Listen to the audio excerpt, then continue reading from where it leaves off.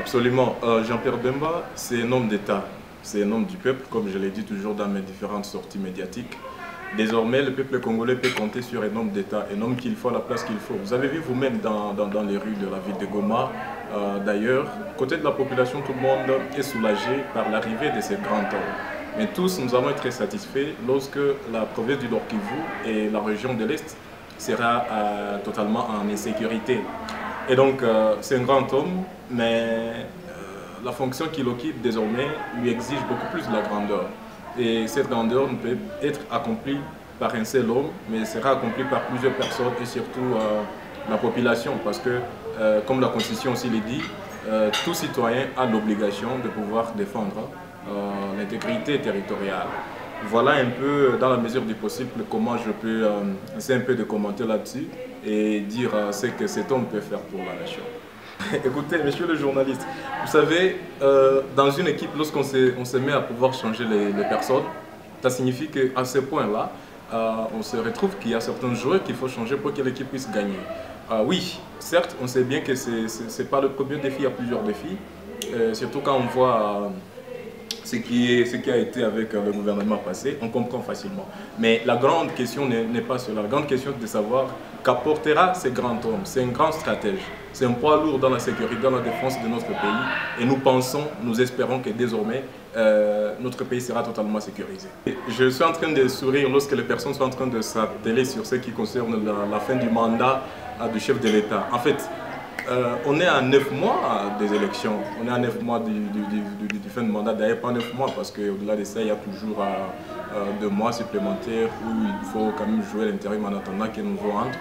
Et donc, ce n'est pas le moment de parler du bilan, nous sommes en train de faire des actions pour sécuriser notre pays. On est agressé, l'ennemi est bien identifié, il a été identifié par les Congolais, il a été confirmé par les Nations Unies, c'est le Rwanda qui nous attaque sous couvert du M23. Et nous sommes sûrs qu'avec le changement de cette équipe, désormais, le Rwanda sera maintenant devant un fait accompli et tout le monde comprend que la RDC est victime et les Congolais, les fils et filles de ces pays sont en train de s'activer pour que les choses puissent changer. Je ne vais pas vous narrer, je ne vais pas vous rappeler, vous êtes un homme des médias, de ce qui s'est passé autrefois avec le recrutement, soit l'adhésion massive au recrutement de nouvelles recrues, entre guillemets, pour adhérer aux FARDC.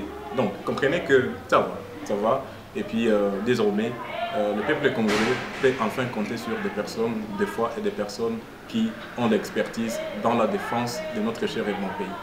Absolument, je vous remercie. Je passe par votre étonnade de pouvoir féliciter la population de la ville de Goma et les militants et cadres du MLC dans la ville de Goma et dans la province du Nord Kivu qui nous ont accompagnés aujourd'hui dans l'accomplissement de notre devoir patriotique de récupérer notre carte d'identité, notre carte d'électeur, je m'excuse.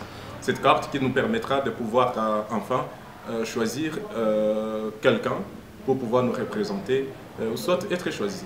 Voilà un peu, je donne ce message de pouvoir aussi, dans le chef de la population, que chacun puisse faire tout pour avoir sa carte d'identité, sa carte d'électeur. Et ce que je vais signifier là-dessus, c'est ce que j'ai dit dans mon adresse aujourd'hui aux médias. J'ai dit à tout le monde de pouvoir attendre, parce que la CENI est en train de travailler, mais on se rend compte que demain, c'est la fin officielle de la première coloration.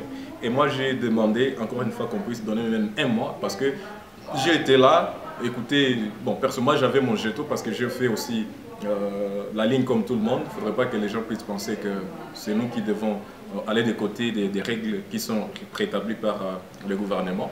Et donc, avec les personnes qui sont là, il est pratiquement impossible que même dans 15 jours supplémentaires, toutes les personnes puissent être enrôlées. Voilà comment nous réitérons notre plaidoirie de pouvoir ajouter encore un mois minimum pour que tout citoyen dans ses droits puisse avoir sa carte d'électeur. En fait, parlant du M23, nous ne cessons de le crier. Ce n'est pas ma première fois que je le dis, même dans presque tous les médias de la ville. Il n'y a pas du M23. C'est le Rwanda derrière le M23. Et nous, personnellement, sachant déjà cela, la population est en train de s'activer. Et le chef de l'État a compris cela.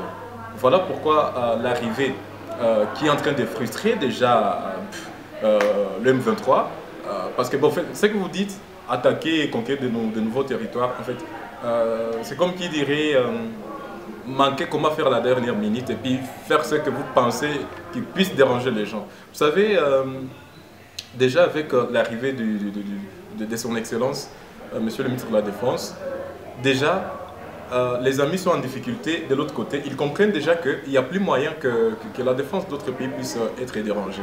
Et donc, le M23, c'est une histoire déjà que je peux dire qui peut être jetée aux oubliettes parce que désormais, nous ne sommes plus sous embargo.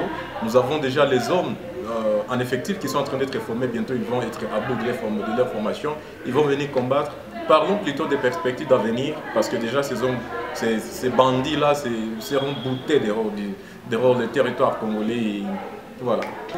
Non seulement parce que son Excellence prend le règne aujourd'hui, la fonction aujourd'hui, mais avant, il y avait deux éléments qui étaient toujours en train de marcher.